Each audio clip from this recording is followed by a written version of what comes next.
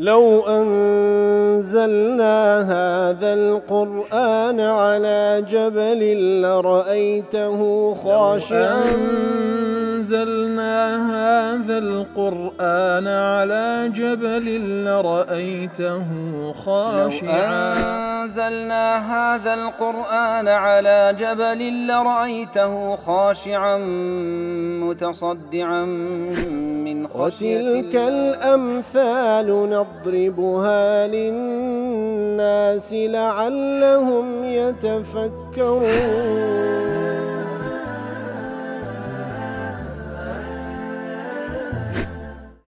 الحمد لله والصلاة والسلام على رسول الله وعلى آله وصحبه ومن والاه. السلام عليكم ورحمة الله. برزان خوش حالم لواني 1024 لوانكاني تفسير قرآني بيروز بيما خزمتان ومبستي رزامندي رب العالمين وهي دارم اوي آزي السودي لور بقرن. أعوذ بالله من الشيطان الرجيم. قل أنفقوا طوعا أو كرها لن يتقبل منكم إنكم كنتم قوما فاسقين. بەڵێ خۆشەویستان لە سیاقی و ئاتانێکە رب العالمین باز لە منافقەکان دەکات لە سوورەتی ئەت-تەوبە.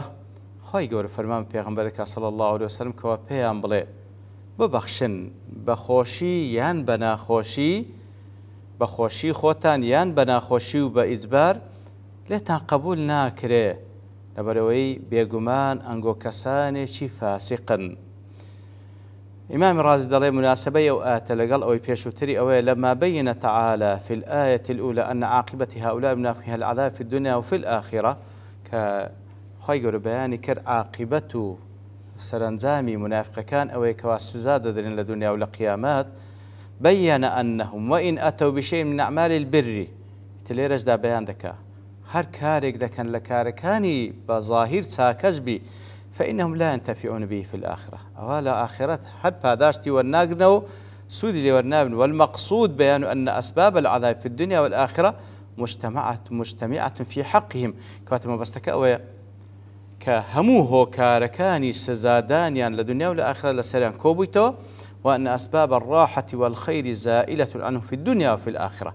هموه كاركاني إسراحته تساكا لحق أوان لدنيا ولقيامة دا نية.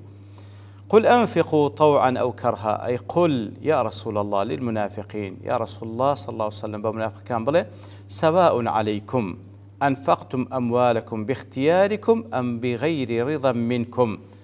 بيان بله أجر ماركتان ببخشن باختيار خوتان بحبي دلي خوتان يان أوتا ببي رازبوني خوتان وكو رازي دله سمي الإلزام إكراها، سمي الإلزام إكراها كواتكاتك بملزم ببخشن واتا خواهي يقول لي دفرمي واتا إكراه ذكرين إجبار ذكرين لأنهم منافقون سكوا المنافقون فكان إلزام الله ورسوله إياهم بالإنفاق شاقا عليهم كالإكراه واتكاتك الله تعالى ياخذ بيغمبر صلى الله عليه وسلم تكليف ياندك ملزم ياندك باشتك ببخشن لسريان زور قرصة وكو إجبار كراينا سبحان الله كواتا هرتسن ببخشن بخوشي وبناخوشي لن يتقبل منكم فإن الله تعالى لن يتقبل منكم نفقاتكم.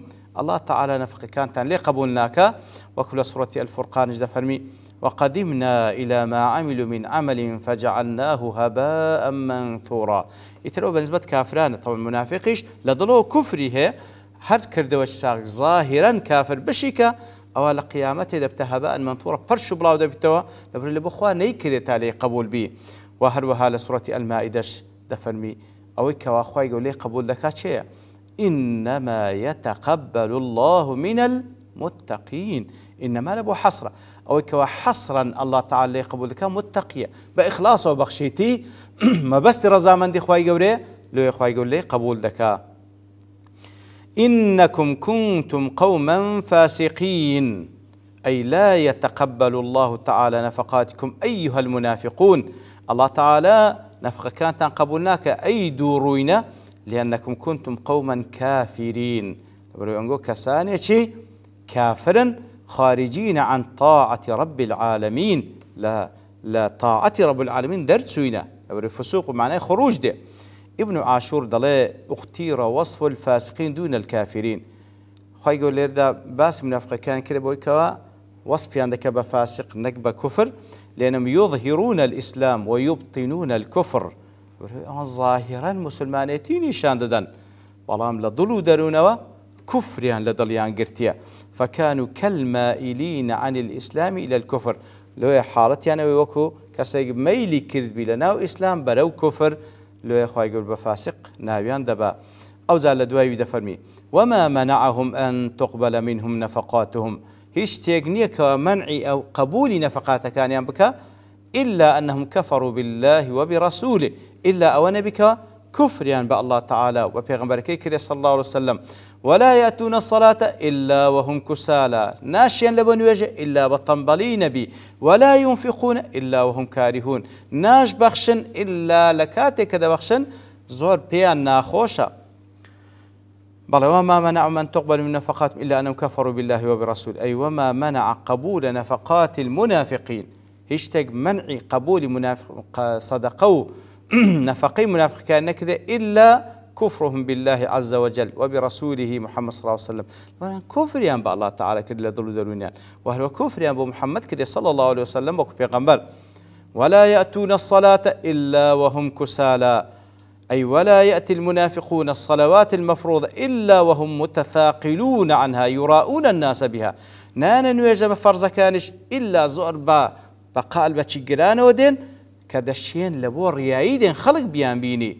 وكخوا يقول لا سورة النساء فرمي إن المنافقين يخادعون الله وهو خادعهم. منافق كان دانوي الله تعالى هالخلتين لكاتك دا أوان بخوين هالخلتاون. وإذا قاموا إلى الصلاة قاموا كسالى، كاتك وادين لبون يجزور بطنبليدين يراؤون الناس ريايدا كان لبوك خلق بيان بيني. ولا يذكرون الله إلا قليلا، هي زيادة خواهي قورجناك إلا كم يجنبي. سبحان الله صفات منافقين كنت إنسان أهجاد دهر بصفات منافقين تدا نبيتا.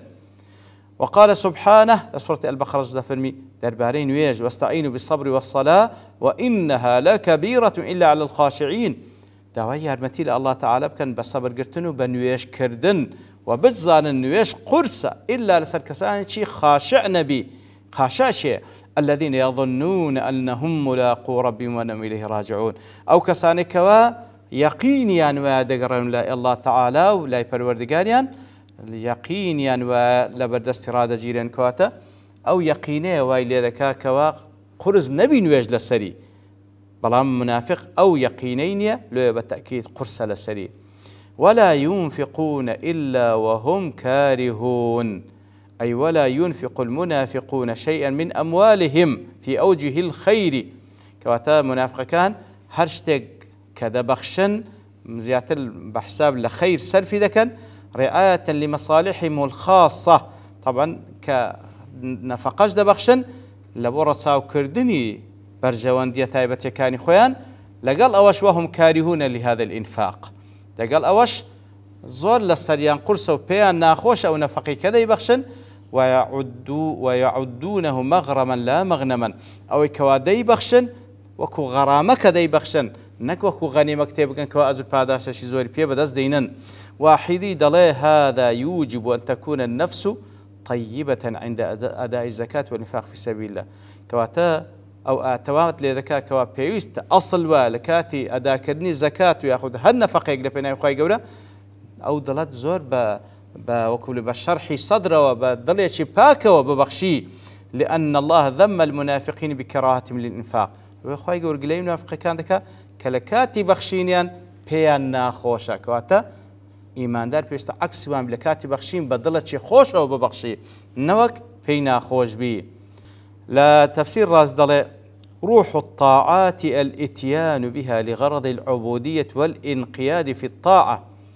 روحي هم الطاعة كان لويدا كوالكاتك دا كأنزامي أو عبادتي دكي ما بستي أو بكوا فعلا بنداتي لبخوا ديكا ملكتيني شام دا لطاعتي لبخوا فإن لم يؤت بها لهذا الغرض أجر بو بنداتي وبو ملكتي نيبخشي نيكا فلا فائدة فيها براستي فائدينية وعبادته بل ربما صارت وبالا على صاحب لوان بلكو نكر فائدينية لوان بزرري خوش التوابي. لا تفسير السعدي لا ينبغي للعبد أن لا يأتي الصلاة إلا وهو نشيط البدن والقلب إليها كواتا بيوست بندا كاتك دي لبون أنزام داني نويش زود بنشاطوا واتا ببدن لا شيء بنشاطوا لدلو بشوقه به ولا ينفق إلا وهو منشرح الصدر ثابت القلب وكاتك هذا بخشي بوشوي بخشيكوا بس هنگا شفراوان بدلت شي جيجير يرجو ذخرها وثوابا من الله تعالى بهما بستيبي بخشيكوا تصاورواني پاداش دكا لپروردگاري ولا يتشبه بالمنافقين بهيج شويك خوي نسويني بمنافق كان. ابن عاشور دله الكفر وإن كان وحده كافيا في عدم القبول كواتا اگر كفر بتنيا خو كفر بتنيا كافي لو كواليان قبول نكري بلام إلا أن ذكر هذين السببين كواتا كدفرم ليان قبول نكري كفر يان كرديا بلام دوا باس لنويج وشتيش يان دكا دفر خو كفرك كافية كوا لبوي كواشتيان لي قبول نكري بلام لو دو سبب باس دكا إشارة إلى تمكن الكفر من قلوبهم أو دو سبباش كناين لبو نويجة إلا بقلب قرانية وهروها لبخشن با دليش ناخوش أوش إشارة لبو تمكن الكفر من قلوبهم أو كفر زيجير بولنا ودليان وإلى مذمتهم بالنفاق الدال على الجبن والتردد وهروها خواهي قول وصفي عندك بويكوا بوصفة شي زيقاي ذم وقلية بويكوا نفاقك وايلي كردينكوا هم ترسنوكا هم تردد دو ضليان هي فذكر الكفر بيان لذكر الفسوق كواتلير دا كاتكوا بازل كفر عندك بيان كردنا لبو باز كردين فسوق لادانيا وذكر التكاسل عن الصلاة لإظهار أنهم متهاونون بأعظم عبادة وهل كاتكوا بازل قلب قراني وتنباليان دكا لكاتي نويجا كانيان كواتا اوان بقورترين عبادة كوا نويجا تهاون تقصيريان هي فكيف يكون انفاقهم عن اخلاص ورغبة كواتا اوان لا انزام داني نويج كوا قورترين عبادة بطنباليدين كودبي بإخلاص وجلو حالتي انفاق بكانوا لبينا إخواب بخشن وذكر الكراهية في الانفاق لإظهار عدم الإخلاص في هذه الخصلة المتحدث عنها وهلها كاتك وذا فرمي وينفق ولا ينفق إلا هم كارهون بنرقيان لي كاتك وذا بخشن لدلوا بيان ناخوشة بلقي لسرويك إخلاص يعني لو كاتك وذا بخشن. ابن تيمية رحمة الله لمجموع فتاوى دلي استدل بالآية على أن الزكاة المأخوذة قهرا من صاحبها لا تجزئه في الباطن كواتا أو آت بلقي لسروي أجر زكاة بزوري لكسيق والبجيرة أو لقيامت دا پاداش تینیه لبروی بخوی بنیتو بتوانای خوی نی بخشیه ولبروی پیان صلی الله عليه وسلم كان يأخذها من المنافقين بإعطائهم إياها وقد صرح القرآن بنفي قبولها واتل ليردا خوي جور باز دكاتن كمنافق كان ديان دا پیغمبر صلى الله عليه وسلم أو زكاتي تسليميان ذكر قرآن اجدا فرمي ليان قبول ناكري لأنهم ينفقون وهم كارهون راست ديان بخشي بلام لدلو بيان ناخوش بو فعلم أن النفقة مع كراهة الإنفاق لا تقبل واتبال قيل سروي كاسيك هرتسان دا ببخشي بلام كراهتي لدليها بلبو بخشينا أو ليه قبول ناكري أبي حيان دلي أو آتات ترتيبة شي زور زوان وريكو بيشي هي يكم زار ذكر السبب الذي هو بمفرده مانع من قبول نفقات وهو الكفر يكم زار باسي أو سببي كركوا مانع على قبول نفقات كان كبريت الكفر وأتبعه بما هو ناشئ عن الكفر ومستلزم له عشان باسي أو سبباني كركوا هل كفر وسر هل داو ولقى كفريش بيوستو بلقش لسر كفر وذلك اتيان الصلاة وهم كسالى وإنفاقهم وهم كارهون أو دوسفتان بازكا كدين نويش بطنبالي دبخشن لدرو بيان ناخوشة كأوانا هل كفر سري هل دا بلقنا لسر كفر فالكسل في الصلاة وترك النشاط إليها وأخذها بالإقبال من ثمرات الكفر براستي تنبالي لنويش تنبالي كردن لنويش نهاتن لنويش بنشاطه وبشوقه وأوا هموي لبروبومي كفره وپنامان دا وصلى الله وسلم على نبينا محمد وعلى آله وصحبه أجمعين، وآخر دعوانا الحمد لله رب العالمين. لو أنزلنا هذا القرآن على جبل لرأيته خاشعا أنزلنا هذا القرآن على جبل لرأيته خاشعا أنزلنا هذا القرآن على جبل لرأيته خاشعا متصدعا من خشية الله. وتلك الأمثال نضربها للناس لعلهم يتفكرون.